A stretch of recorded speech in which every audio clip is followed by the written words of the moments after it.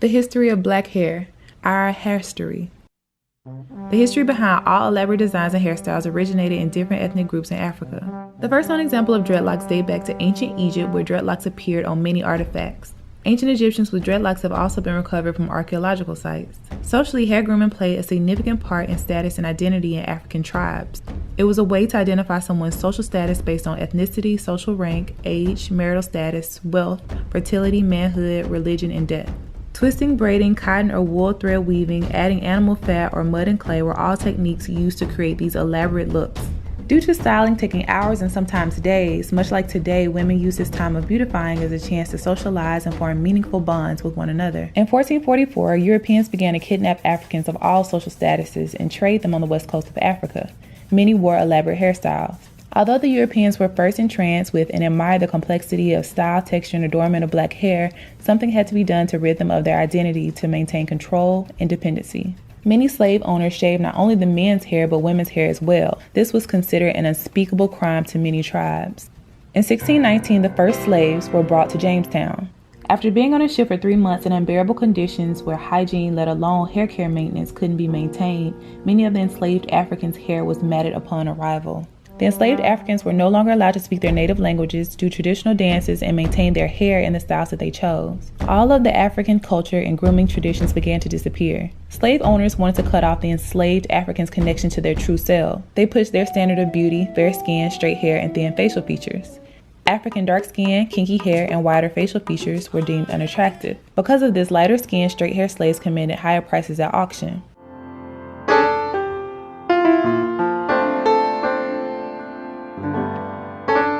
Due to brainwashing and internalizing color consciousness, many blacks promoted the idea that dark skin and kinky hair were less attractive and worth less.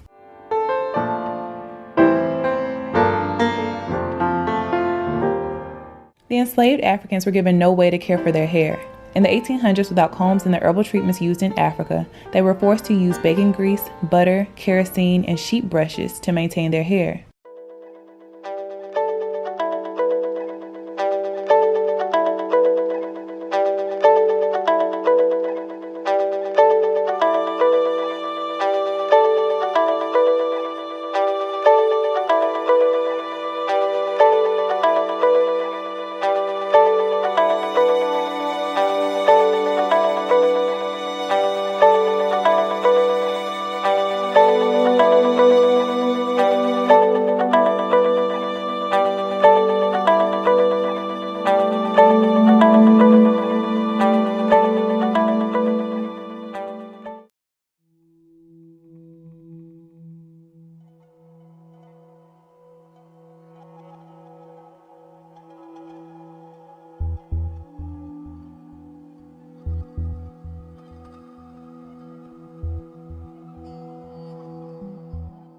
In 1845, metal hot combs are invented by the French and available to the United States. Many people believe Madam C.J. Walker invented the hot comb, which is incorrect.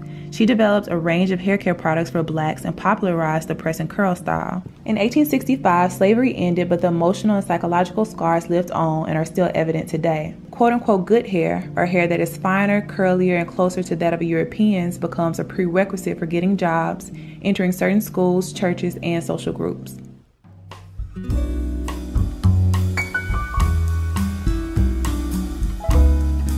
In the 1920s, Marcus Garvey, a black nationalist, urged his followers to embrace their natural hair and reclaim their African aesthetic. He is quoted as saying, "You must remove the kinks from your mind, not your hair."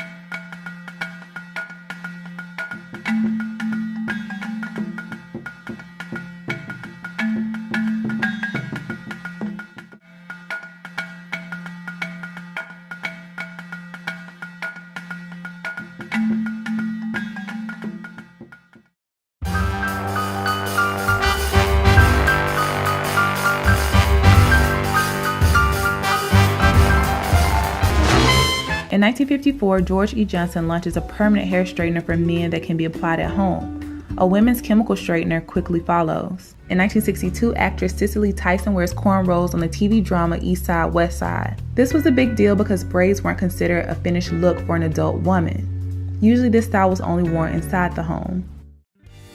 Angela Davis became an icon of Black power with her large afro. The afro became a symbol for Black power and pride. Kinky hair and dark skin is embraced, and the phrase "Black is beautiful" is coined. In 1968, Diahann Carroll is the first Black woman to star in a television network series. She is said to be the Black version of the all-American girl with straightened, curled hair.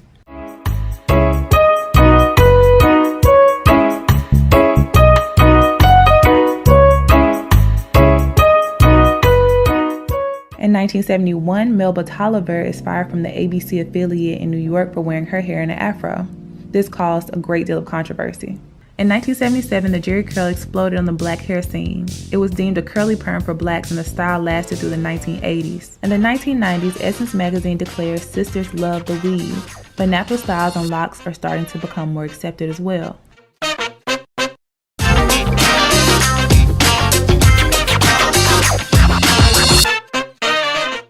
In the 2000s, relaxers, braids, and natural styles are explored by African Americans.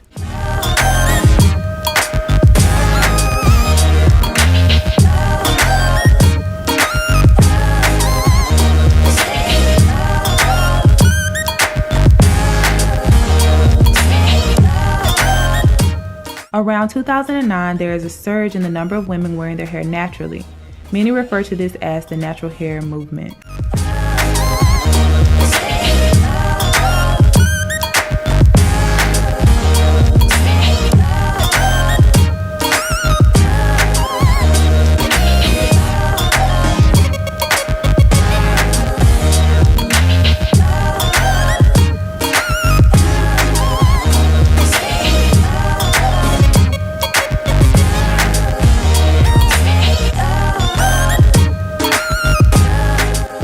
In 2006, Black hair care is a billion-dollar industry.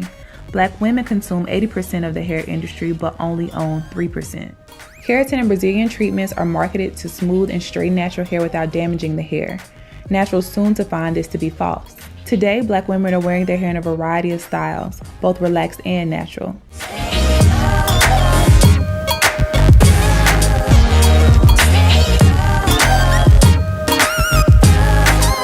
The number of women wearing their hair naturally has increased significantly due to the education on the harshness of chemicals used in relaxers, scalp conditions, a desire to lead a healthier and more active lifestyle, and a desire for naturally longer and thicker hair.